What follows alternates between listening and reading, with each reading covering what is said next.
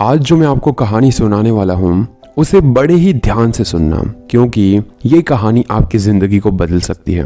और मैं गारंटी देता हूँ कि इस कहानी के बाद आप खुद की कीमत को समझ जाएंगे। आप कितने इम्पोर्टेंट हैं और आपकी ज़िंदगी कितनी इम्पोर्टेंट है उसे आप समझ जाएंगे।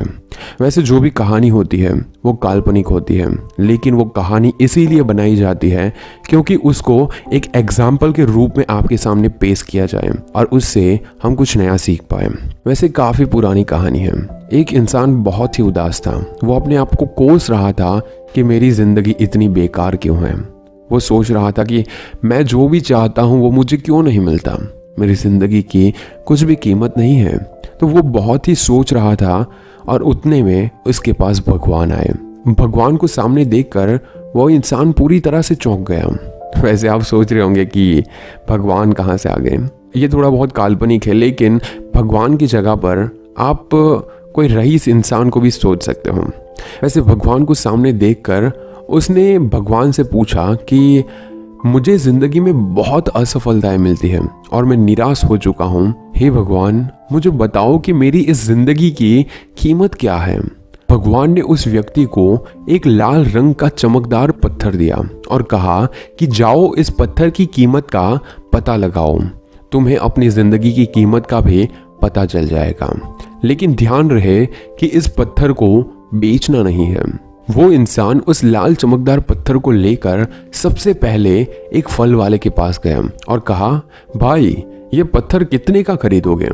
फल वाले ने पत्थर को ध्यान से देखा और कहा, मुझसे 10 संतरे ले जाओ और ये पत्थर मुझे दे दो।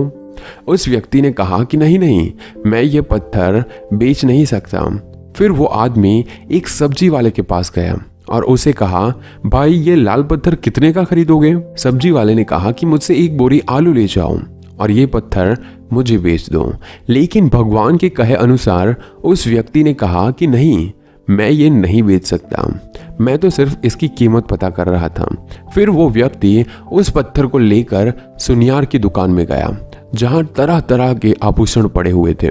उस इंसान ने सुनियार को वो पत्थर दिया और उस सुनियार ने बड़े गौर से उस पत्थर को देखा और फिर कहा, मैं तुम्हें 1 करोड़ रुपए दे सकता हूँ, ये पत्थर मुझे बेच दो। फिर उस व्यक्ति ने सुनियार से माफी मांगी और कहा कि ये पत्थर मैं बेच नहीं सकता। सुनियार ने फिर कहा, अच्छा चलो ठीक है, मैं तुम्हें 2 करोड़ रुपए दूंगा, ये पत्थर मुझे बेच दो। सुनियार की बातें सुनकर वो इंसान चौंक गया, लेकिन भगवान के कहे अनुसार उसने सुनियार को भी ना कह दिया और वो आगे बढ़ गया। और उसके बाद वो एक हीरे बेचने वाले की दुकान में गया। हीरे के व्यापारी ने उस लाल चमकदार पत्थर को पूरे 10 मिनट तक देखा। फिर एक मलमल का कपड़ा लिया और उस पत्थर को उस पर रख दिया। फिर उस व्यापारी ने अपना सर पत्थर पर लगाकर उसको नमन किया, माथा टेका और कहा, तुम्हें ये कहां से मिला। ये इस दुनिया में सबसे अनमोल रत्न है। अगर इस दुनिया की पूरी दौलत भी लगा दी जाए तो इस पत्थर को कोई नहीं खरीद सकता।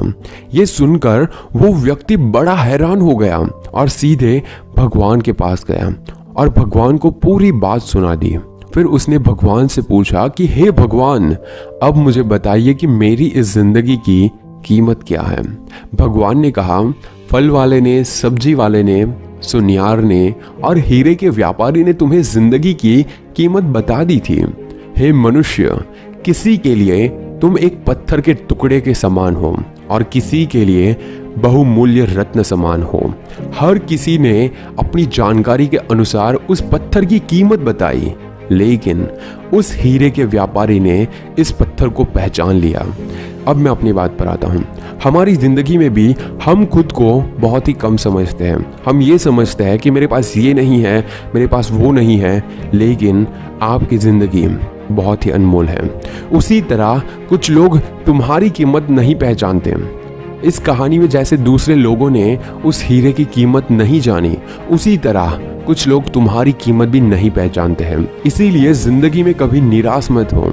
इस दुनिया में हर मनुष्य के पास कोई ना कोई ऐसा हुनर होता ही है जो सही वक्त पर निखर कर आता है, लेकिन उसके लिए परिश्रम और धैर्य की जरूरत होती है।